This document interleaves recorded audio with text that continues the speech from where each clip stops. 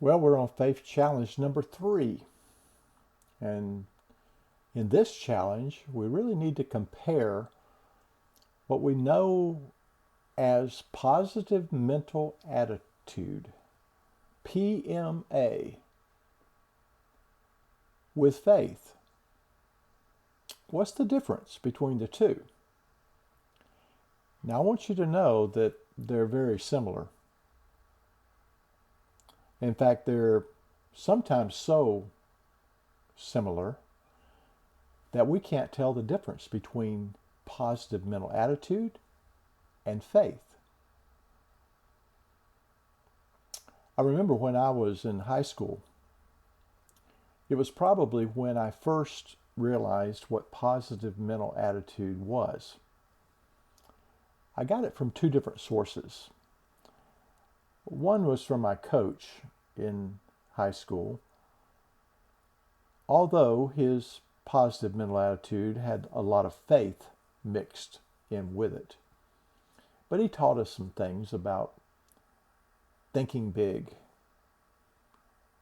He had a little thing that we would say, if you think you're outclassed, you are. You got to think high to rise. You got to be sure of yourself before you ever win a prize. Life's battles don't always go to the stronger or faster man, but sooner or later, the one who wins is the one who thinks he can. It's all in a state of mind. We would say that over and over and over again, and it was good for my soul. It made me feel powerful. And then my brother decided, and sister-in-law decided, that they would become Amway distributors.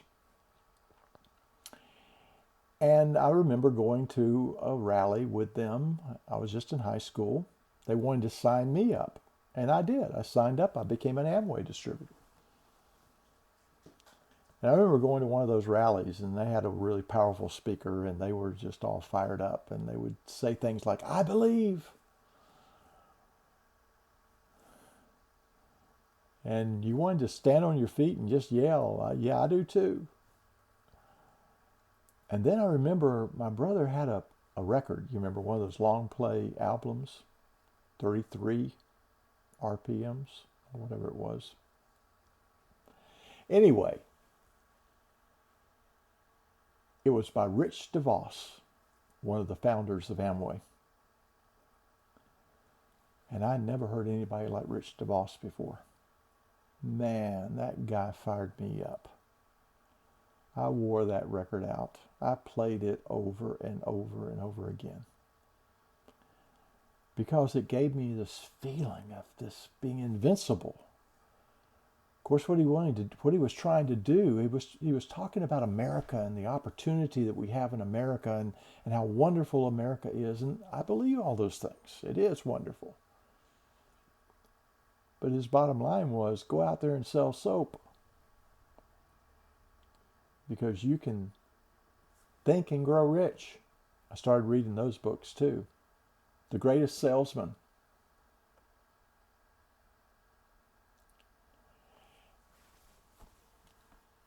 You know, positive mental attitude is addictive. You can go and hear a speaker, you can read a book, you can watch a movie of a life of someone who overcame all the obstacles. And you can get so into it and think, yes, I can do this. And then there's faith. What's the difference? What is the essential difference between me thinking I can do anything, I am powerful, I am strong, and thinking God can do anything, and I need to put my faith and trust in Him? Well, you can obviously see the difference. One is man-centered, and the other is God-centered. And so what am I looking for? Which one motivates me more? Am I motivated more by a strong, powerful preacher that tells me how wonderful I am and how much potential I have and you can do it? or the speaker that tells me how great God is and how wonderful he is and how God can do it. I want you to think about that one a little bit in this faith challenge number 3. About why is it easier to become addicted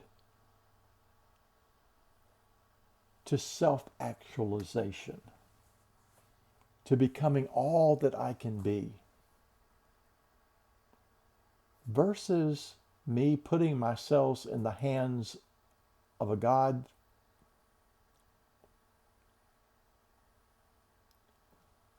that nothing is impossible to him, that he can do exceedingly abundantly more than anything I can ask or imagine? Which one